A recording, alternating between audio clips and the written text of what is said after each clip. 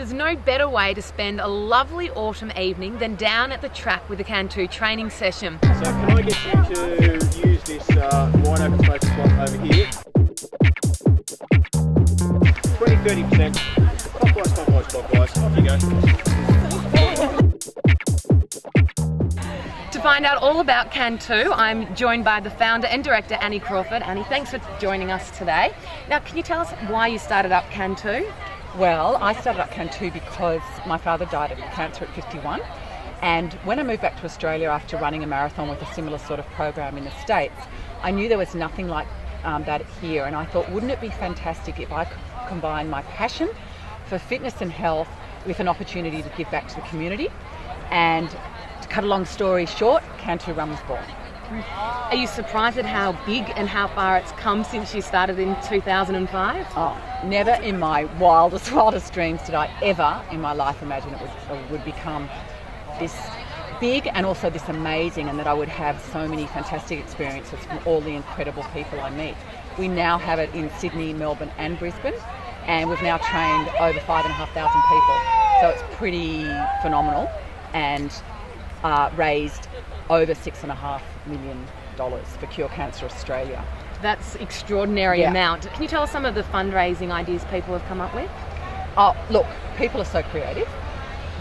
The backbone of people's strategy is really just sending out an email and saying to their friends, family and colleagues, can you believe how crazy I am? Little old me is going to run a half marathon, and I've never run in my life before or never swum. But we also have amazing ideas like jelly wrestling, poker nights, movie nights, trash and treasure, Rubik's Cube parties, raffles. There are just so many creative ways that our people fundraise. So we've got all the three coaches here. Who's the toughest one?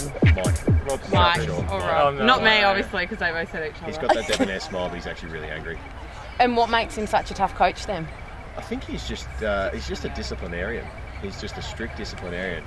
He's got this pseudo smile on at the moment, but as soon as the session starts, he's right out there. He's out there with a whip. No one's allowed to talk when Mike's in charge. Well, if they're talking, they're not going hard enough. That's pretty much what we say. Fair enough, I say. So guys, what goes on at a Cantu training session?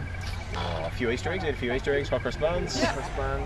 Bit of a chat. Try and get some jogging in there and some running as well. A bit of strength work. Yeah, Have a bit of fun. We quite often start with a speaker comes along and talks about nutrition or physiotherapy or massage or something like that, and then we get into a warm-up set, and then Rob sometimes put people through a bit of a core body press-ups, sit-ups, lunges, things that people don't really want to do, and then we get onto the main set. Which is making people run and smile at the same time. Yeah. And run as fast as they can without wobbling. Sometimes.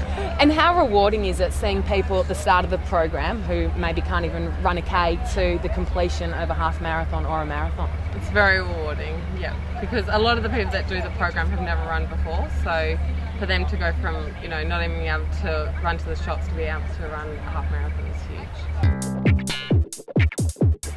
Jules, did it take much convincing to get Pete to join a Cantu session program? No, not at all, because he'd been dropping me off to all the training sessions and saw how much fun I was having. So, yeah, it was really easy to convince him to come in and do it with me. Pete, any regrets so far?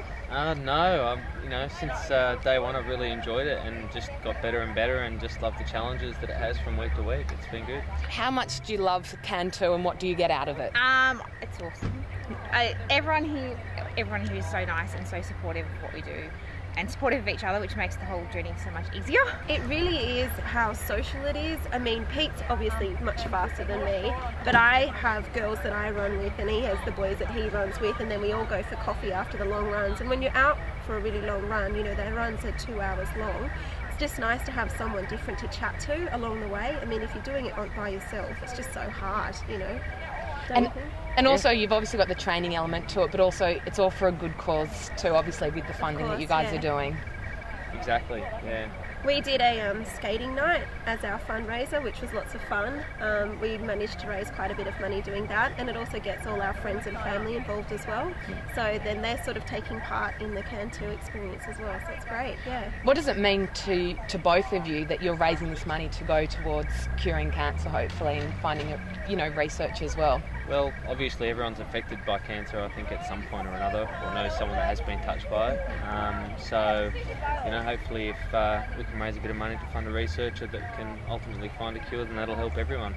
I work on the cancer ward at the Children's Hospital at Westmead, so helping to find cures for all my kids makes me very excited.